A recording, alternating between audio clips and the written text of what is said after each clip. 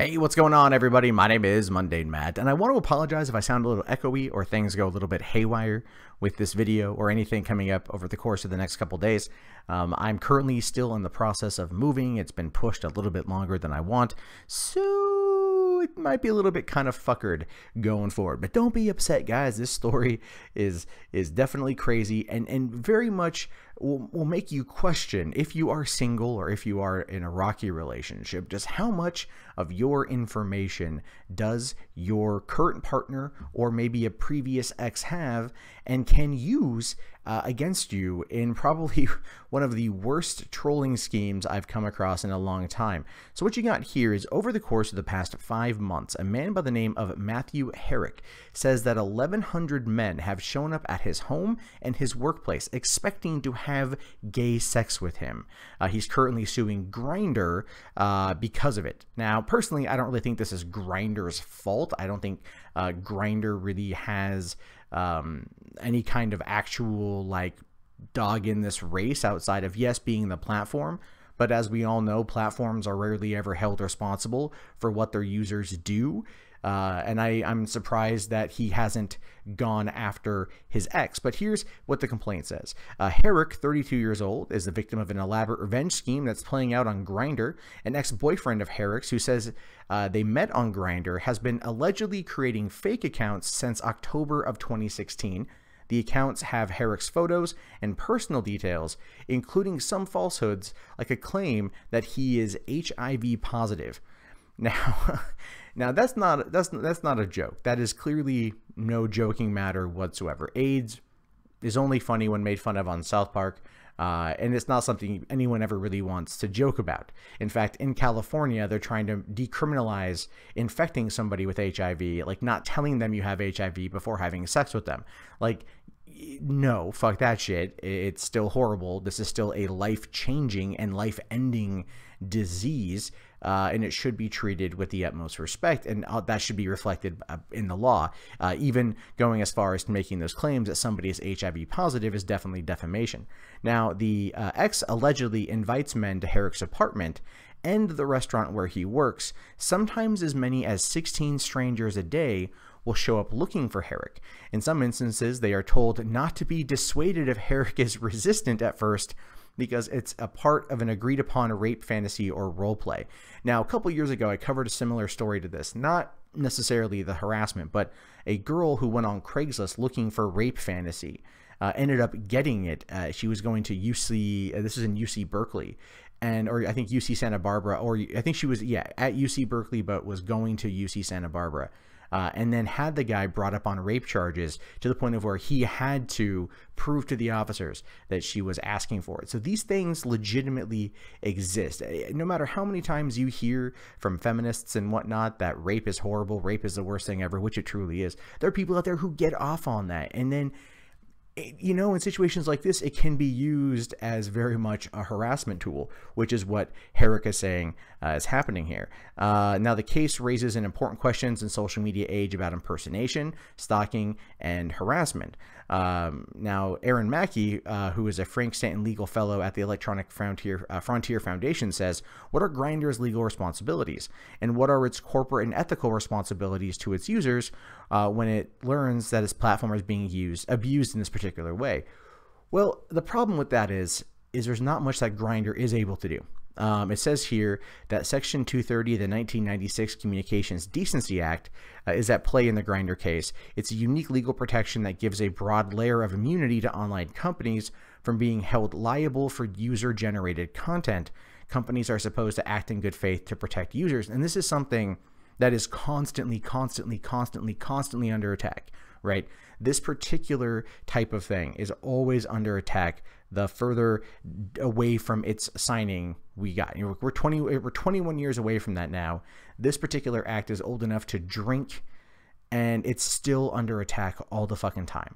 Unfortunately, a lot of people out there abuse it, and these companies have to then be held responsible for what the users do. Now, in the case of Matthew Herrick, I think that he should be going after his ex if he can prove that it's him. Now, he could be suing Grindr as a way of getting hands on the IP address of these users in order to, you know, make sure and like basically pinpoint that it is in fact the ex who is doing this, in order to then be able to, you know, bring him before a judge for, you know, in a civil trial, or, you know, it could be legal harassment. So then that would definitely be a legal proceeding. And it's one of those things too, where I'm on board with this dude going after his ex, but I'm not on board with this guy going after Grindr, because Grindr didn't do anything wrong. Grindr, when it was brought to their attention, you know, through the report feature, he reported it. And then, you know, it's their job at that point to then delete the account, you know, and he's saying that, you know, that they haven't been essentially, but you have to ask yourself, have they been? Because there have been hundreds of these fake accounts with this dude's face and name and home and business listed and used as a way to send people. Now, he says upwards of 16 people a day have shown up at his house and his work looking for sex. That's 1,100 people over the course of about 6 months. That's a lot of fucking people.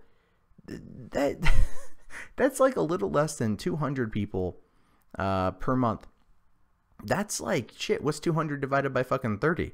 You know, I mean, that's like, you know, he said 16 people a day. That's, yeah, that feels about right. That's insane. That's insane that this guy is getting harassed that much. And the thing is, there's literally nothing he can do to stop it until he's able to then stop his ex, right?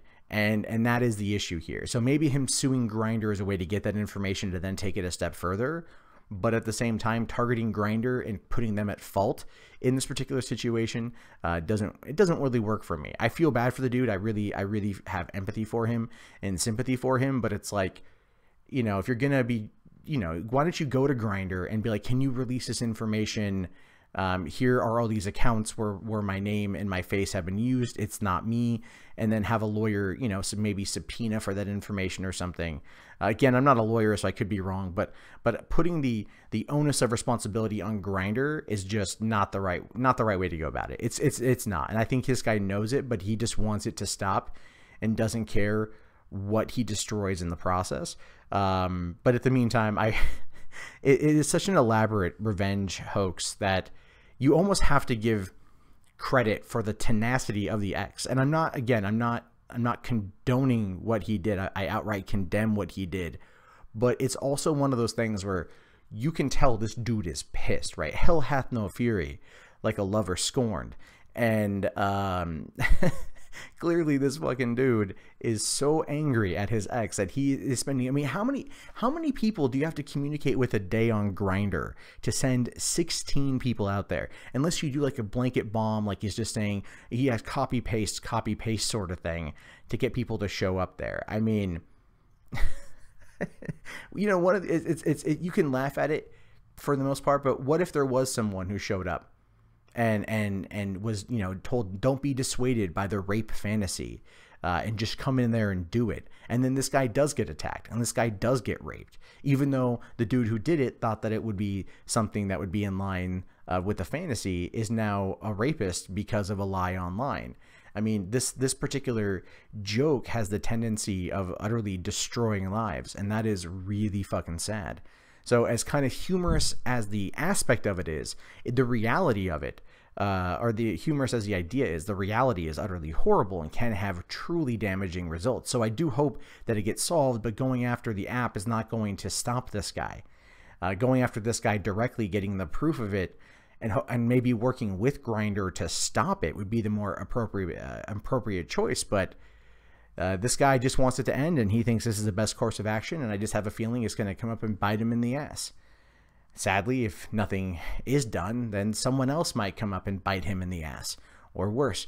But the question is, what do you guys think about this? Do you think him going after Grindr is going to make it all stop? Do you think him going after this guy is going to make it stop at all? Do you think he should talk to the ex and try to work out some kind of deal, or what? I mean, I'm curious to know your guys' thoughts on this. Let me know in the comments below. My name is, of course, Mundane Matt. If you guys haven't already, thumbs up the video, subscribe to the channel, and check back often for more content from me.